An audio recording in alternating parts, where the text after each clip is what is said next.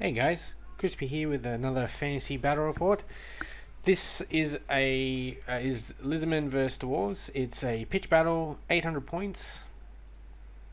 Onto the army list. This is what I took. I took Gor-Rok, 15 Saurus with spears and full command, 1 unit of 10 King Skirmishers, Javelins and Shields, Bastiladon with a solar engine, and my good old Troglodon. My idea behind this list pretty much was I stick Gor-Rok in the Saurus and I run at you, and hopefully Gor-Rok with his rerolls, his toughness 6, his pred fighter on a 5+ will destroy everything that comes across him.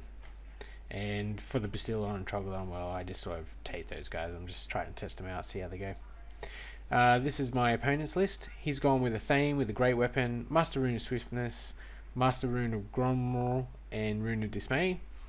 For his core, he went with 10 Thunderers, no command, 25 Dwarf Warriors with hand weapon, shield and full command, cannon, and an organ gun with Rune of Forging and Rune of Accuracy.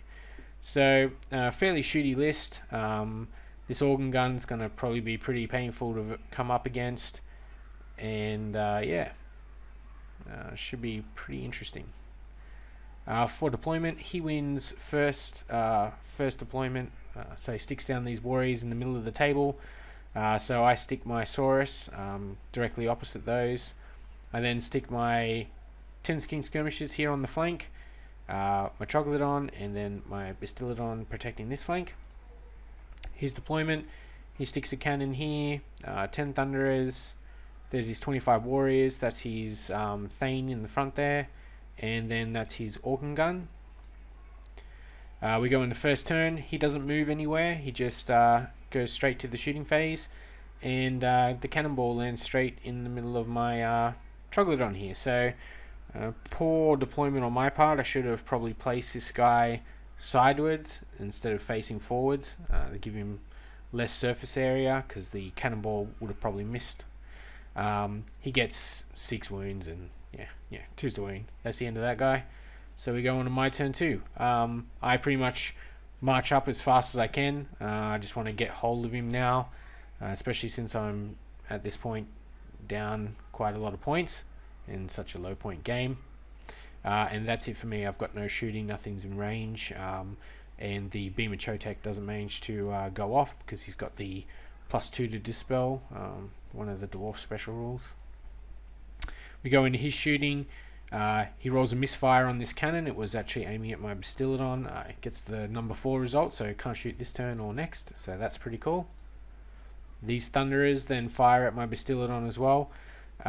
He manages only 2 hits, which don't wound. So poor Bastiladon, no one likes him.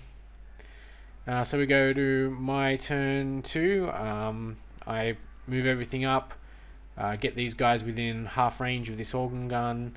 I measured this out. I wasn't able to, it would have been a really long charge, so I decided I'll just take the charge from him.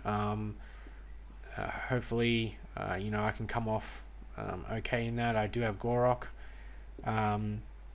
Magic, it ends up being 10 dice to 6. I throw a bunch of dice at Beam of Chotek on these Thunderers. He fails to dispel even with the +2. Kills 9 of these Thunderers, so that's really cool. I got the 2d6 strength 5 result, so really happy. That's the first time that I've gotten a decent Beam of Chotek off. Normally I only get the D3 strength 3 hits, and then I question why I brought the Bastiladon in the first place. So over here, I managed to kill one of these crew members, and they actually fail a panic test, and they flee backwards. So some good luck there. That means that this thing won't be shooting me next turn. Looks like I've missed a pitcher here, but I missed his turn 3. He's actually charged. He charged me with this unit. He caused his Thane declared a challenge. I accepted with Gor-Rok. I figured, Gor-Rok should be able to take that guy out. My opponent, He hasn't played since 7th edition, so he is very rusty. He didn't realize that always strike first and then always strike last cancel each other out, so he's striking at initiative 3, so we're both striking at the same time. He manages to cause a wound on me, and then even with me re-rolling the hit, I don't manage to get anything on him. When he charged in here, one of his little dwarves actually died from Gor-Rok's shield. It causes you to take a dangerous terrain test.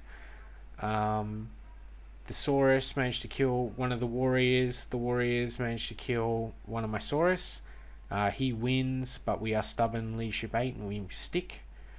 Then, coming into my turn, I charge my Bastillodon into this lone Thunderer, and then my Skink skirmishes into these 2 crew members, so just hoping to clean up on points there. At this point I was sort of worried about this combat. I thought maybe I might lose this, so I want to try and maybe get a draw or something like that.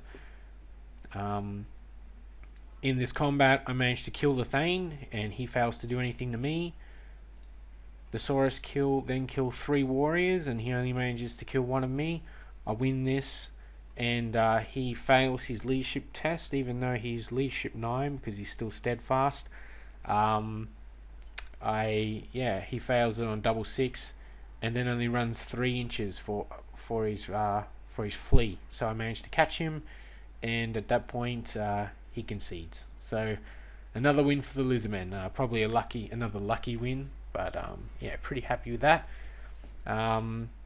Pretty much everything went as I planned, except for the Troglodon dying first turn.